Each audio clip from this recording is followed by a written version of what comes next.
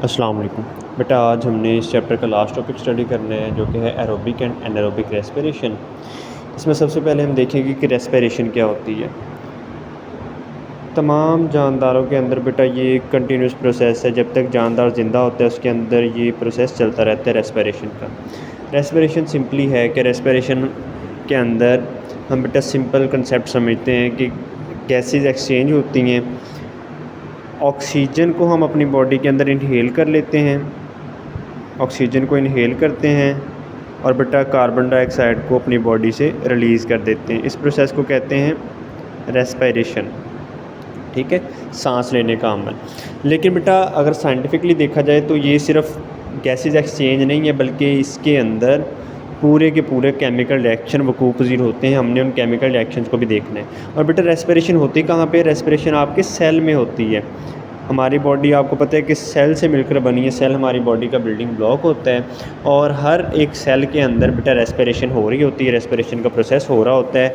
मतलब कि हर एक हमारा जो सेल है वो ऑक्सीजन को इनहेल कर रहा होता है और कार्बन डाइऑक्साइड को रिलीज़ कर रहा होता है। हमारी बॉडी के अंदर जितने करोड़ों अरबों सेल हैं वो तमाम सेल ही ऑक्सीजन को इनहेल करते हैं रेस्पिरेशन के दौरान और कार्बन डाइऑक्साइड को रिलीज़ करते हैं। अब रेस्पिरेशन के दौरान सेल के अंदर जो केमिकल रिएक्शन होता है उसको भी हमने स्टडी करना है बेटा। तो रेस्पिरेशन के दौरान हमारे पास पहले इसकी बेटा टाइप्स की बात करते हैं। रेस्पिरेशन की दो टाइप्स हैं हमारे पास। एरोबिक रेस्पिरेशन है, एरोबिक रेस्पिरेशन के अंदर बेटा ऑक्सीजन प्रेजेंट होना चाहिए। अगर तो हमारे पास रेस्पिरेशन के अंदर ऑक्सीजन मौजूद है तो उस रेस्पिरेशन को कहते हैं एरोबिक रेस्पिरेशन। तो इसको बेटा स्टडी करते हैं पहले एरोबिक रेस्पिरेशन को। एरोबिक रेस्पिरेशन एक एक्सोथर्मिक प्रोसेस है। ठीक है बेटा, ये हमारे पास है। इसमें अंदर जो एनर्जी है वो रिलीज़ होती है, हीट रिलीज़ होती है हमारी बॉडी से। अब इसको देखते हैं। ग्लूकोज बेटा, ग्लूकोज का आपने फार्मूला याद रखना है, C6H12O6। ग्लूकोज में 6 कार्बन है, 12 हाइड्रोजन और बेटा 6 ऑक्सीजन होते हैं। ग्लूकोज बेटा साइटोप्लाज्म हमारे सेल के अंदर पाया जाता है। हमारी बॉडी सेल से मिलकर बनी है और सेल के अंदर साइटोप्लाज्म होता है। उस साइटोप्लाज्म के अंदर बेटा ये रिएक्शन होता है कि ग्लूकोज जो है वो पायरोवेट के अंदर कन्वर्ट हो जाता है। पायरोवेट बेटा जैसे ग्लूकोज एक मॉलिक्यूल है वैसे पायरोवेट एक मॉलिक्यूल है। इसका फार्मूला C3H4 और O3 है।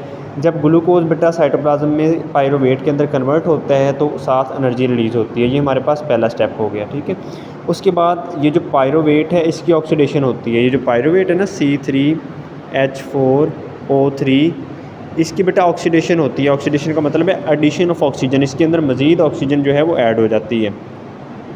उससे बनता है कि हमारे पास बेटा उससे बनता है कार्बन डाइऑक्साइड प्लस वाटर और साथ एनर्जी रिलीज़ होती है। ठीक है, ये सारा प्रोसेस बेटा हो कहाँ पे रहे?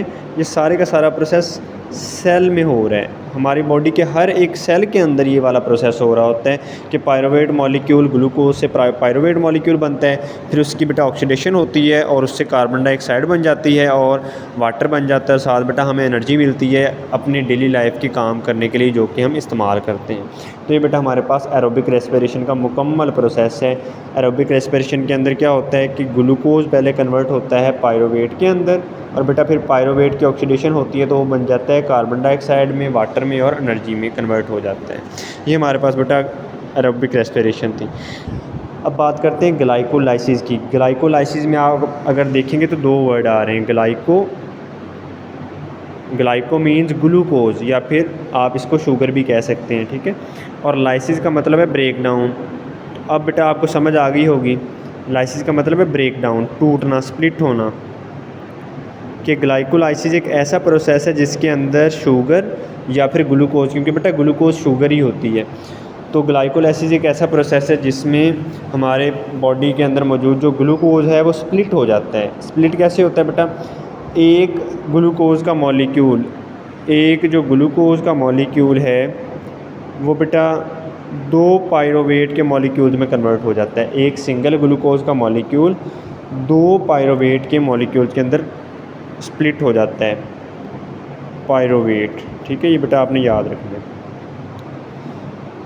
The process involve a series of reaction. ये बेटा सिंगल स्टेप नहीं होता बल्कि मल्टी स्टेप रिएक्शन होता है जिसमें एंजाइम्स एज कैटलिस्ट इस्तेमाल हो रहे होते हैं और इस रिएक्शन के नतीजे में हमें प्रोडक्ट क्या हासिल होती है? वो बेटा 2 ATP के मॉलिक्यूल हासिल होते हैं।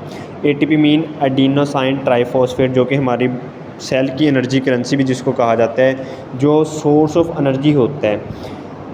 When cell require energy for metabolic activities, they use ATP and break it down to release required energy। जब बेटा हमारी बॉडी को या सेल्स को, जब सेल्स को एनर्जी की ज़रूरत होती है मेटाबॉलिज्म करवाने के लिए, तो वो बेटा ATP के मॉलिक्यूल को ब्रेक डाउन करता है और उससे एनर्जी रिलीज़ हो जाती है। क्योंकि जो ATP का मॉलिक्यूल है ये एनर्जी की करेंसी है, इसमें एनर्जी स्टोर होती है।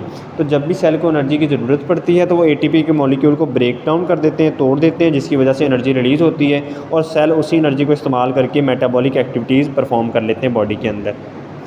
इसके बाद बेटा लास्ट पॉइंट है, digested food molecule absorb by cell undergo oxidation to produce energy. हमारी बेटा बॉडी के अंदर जो फूड डाइजेस्ट हो के जाता है, सेल उसको एब्जॉर्ब करते हैं और फिर उनकी ऑक्सीडेशन होती है और वो बेटा एनर्जी प्रोड्यूस करते हैं, जो कि हम इस्तेमाल करते हैं अपने डेली लाइफ के कामों में। ये बेटा हमारे पास पहली टाइप थी एरोबिक रेस्पिरेशन और ग्लाइकोलाइसिस। दूसरी टाइप है रेस्पिरेशन की anaerobic respiration. Anaerobic respiration, aerobic में बेटा ऑक्सीजन प्रेजेंट होता है और एनारोबिक में ऑक्सीजन प्रेजेंट नहीं होता। ठीक है, अगर रेस्पिरेशन ऑक्सीजन की मौजूदगी में हो तो उसे कहते हैं एरोबिक रेस्पिरेशन, जो कि पहली टाइप हमने पढ़ ली है। और अगर बेटा रेस्पिरेशन के प्रोसेस के अंदर ऑक्सीजन मौजूद ना हो तो फिर उसको हम कहते हैं एनारोबिक रेस्पिरेशन। ये बेटा किस में होती है, बैक्टीरियाज़ में होती है, एल्गी वगैरह में होती है। ये हमारे पास एनारोबिक रेस्पिरेशन जो होती है, ये भी बेटा एक्सोथर्मिक प्रोसेस है। एरोबिक रेस्पिरेशन भी एक्सोथर्मिक है, एनर्जी रिलीज़ होती है, हीट रिलीज़ होती है। बेटा एनारोबिक भी एक्सोथर्मिक है, दोनों में ही हमारे पास एनर्जी जो है वो रिलीज़ होती है। रिएक्शन बेटा इसका भी ग्लूकोज ये रिएक्शन होना साइटोप्लाज्म में है। ठीक है, हमारे पास रेस्पिरेशन का जो प्रोसेस है, चाहे वो एरोबिक है चाहे वो एनारोबिक है, वो बेटा होता सेल में ही है। सेल में कहाँ पे होता है, सेल के अंदर जो साइटोप्लाज्म मौजूद है वहाँ पे हमारे पास बेटा रेस्पिरेशन का प्रोसेस हो रहा होता है। जो ग्लूकोज है वो बेटा कन्वर्ट हो जाता है पायरोवेट में, सेम जैसे पहले हुआ था, साथ एनर्जी रिलीज़ होती है। लेकिन यहाँ पर अब सेकेंड स्टेप जो है वो डिफरेंट है। वहाँ पर हमारे पास ग्लूकोज कन्वर्ट हुआ पायरोवेट में, पहला स्टेप। यहाँ पे भी पहला स्टेप क्या है, ग्लूकोज कन्वर्ट हुआ पायरोवेट में प्लस एनर्जी। सेकंड स्टेप में डिफरेंस है, यहाँ पे हमारे पास सेकंड स्टेप में ऑक्सीजन मौजूद था तो कार्बन डाइऑक्साइड और वाटर बन गया। लेकिन बेटा यहाँ पे जो एनारोबिक रेस्पिरेशन है, यहाँ पे हमारे पास ऑक्सीजन एब्सेंट है।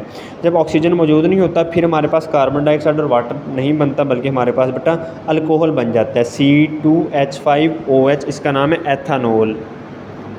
एथानोल। साथ बेटा कार्बन डाइऑक्साइड रिलीज़ होती है और साथ हमारे पास एनर्जी रिलीज़ हो जाती है। तो ये बेटा मेन डिफरेंस सेकंड स्टेप के अंदर है। फर्स्ट स्टेप दोनों का ही सेम है। सेकंड के अंदर अगर ऑक्सीजन मौजूद होगी तो बेटा प्रोडक्ट बनेगा carbon dioxide plus water plus energy, और अगर ऑक्सीजन मौजूद नहीं होगी तो हमारे पास बनेगा ethanol plus carbon dioxide plus energy. तो बेटा वाटर नहीं बनता बल्कि हमारे पास एथेनॉल बन जाता है, बाकी चीज़ें इसके अंदर सेम ही होती हैं। इसके बाद बेटा लास्ट चीज़ है आपकी lipids and energy storage. Lipid बेटा ऑर्गेनिक मॉलिक्यूल्स होते हैं जो कि ऑयली होते हैं। आमतौर पर चिकनाइयों को हम कहते हैं कि चिकनाइयाँ जो होती हैं उनके अंदर लिपिड होता है या फिर वो लिपिड्स कहलाते हैं। ऐसे वैक्सीज भी हैं, वो भी बेटा हमारे पास लिपिड्स हैं। अब बेटा हमारे पास बॉडी को जो एनर्जी टोटल चाहिए होती है काम करने के लिए, उसमें से जो हाफ एनर्जी है 50% जो एनर्जी है वो बेटा लिपिड्स के थ्रू हम हासिल करते हैं। हमारी बॉडी को परफॉर्म करने के लिए तमाम फंक्शन जितनी टोटल एनर्जी रिक्वायर्ड होती है उसका हाफ, उसका 50% सिर्फ लिपिड्स ही हमें प्रोवाइड कर देते हैं। तो इससे आप बेटा अंदाज़ा लगा लो कि लिपिड कितने ज़्यादा इंपॉर्टेंट होते हैं। अब लिपिड में एनर्जी स्टोर कब होती है, हम बेटा जब डेली रूटीन के अंदर हम खाना खाते हैं या फूड इस्तेमाल करते हैं या कोई भी चीज़ इनटेक करते हैं तो उसमें से जितनी एक्स्ट्रा एनर्जी होती है ना उसके अंदर, वो सारी के सारी लिपिड्स की फॉर्म में स्टोर हो जाती है। उसके बाद जब हम दो खानों के दरमियान में कोई काम करते हैं या फिर एक्सरसाइज वगैरह कर रहे होते हैं, मतलब कि नाश्ते के बाद लंच तक, नाश्ते के बाद और लंच से पहले हम जितने भी काम करते हैं बेटा उनके लिए जो एनर्जी हमें मिलती है वो सारी की सारी लिपिड से हासिल हो रही होती है। क्योंकि जो एक्स्ट्रा एनर्जी हमने नाश्ते के दौरान बेटा स्टोर की थी अपनी बॉडी में, वो लिपिड्स की फॉर्म में स्टोर हो गई थी, और बाद में हम जैसे जैसे काम करते रहते हैं वैसे वैसे बेटा जो लिपिड्स है वो एनर्जी को रिलीज़ करते रहते हैं। ठीक है, इस तरह से ये बेटा प्रोसेस चलता है। The body relies on this resource of energy in between meals and during exercise के बेटा 2 खानों के दरमियान में हम जितने भी काम करते हैं वो तमाम काम बेटा लिपिड से रिलीज़ होने वाली एनर्जी के ज़रिए होते हैं। ऐसे बेटा जब हम एक्सरसाइज कर रहे होते हैं तब भी हमारी बॉडी को जो एनर्जी मिल रही होती है वो लिपिड से रिलीज़ हो रही होती है। तो ये बेटा आपका लास्ट टॉपिक था, शॉर्ट क्वेश्चन के लिए इंपॉर्टेंट है, नहायत इंपॉर्टेंट है। ख़ास तौर पर बेटा difference between aerobic and anaerobic respiration आपको आ सकता है, तो आपने दोनों का फ़र्क मैंने आपको अच्छी तरह समझा दिया है। फर्स्ट स्टेप सेम है, सेकंड स्टेप के अंदर फ़र्क है। ऑक्सीजन प्रेजेंट होगा तो वाटर बनेगा, अगर बेटा ऑक्सीजन प्रेजेंट नहीं होगा तो एथेनॉल बनेगा। बाकी कार्बन डाइऑक्साइड और एनर्जी दोनों केसेस में आपके पास बन रही है। ठीक है, ये आपने इनका मेन डिफरेंस याद रखना है। ग्लाइकोलाइसिस भी मैंने आपको बता दिया, ग्लाइकोमीन ग्लूकोज और लाइसिस मीन ब्रेक डाउन कि ग्लूकोज का टूटने का जो अमल है उसको कहते हैं ग्लाइकोलाइसिस। उम्मीद है बेटा आपको समझ आ गई होगी। मैं नोट्स भी आपको सेंड कर दूंगा, आपने अच्छी तरह से ये लेक्चर प्रिपेयर कर लेना है। शॉर्ट क्वेश्चन के लिए नहायत इंपॉर्टेंट है ये बेटा। रिएक्शंस आपने दोनों अच्छी तरह से इनकी प्रैक्टिस करनी है, क्योंकि जब आपको शॉर्ट क्वेश्चन इसमें से आएगा तो रिएक्शन मुकम्मल आपने लाजमी लिखना है, चाहे एरोबिक आ जाए, चाहे एनारोबिक आ जाए, चाहे डिफरेंस आ जाए। अल्लाह हाफिज़।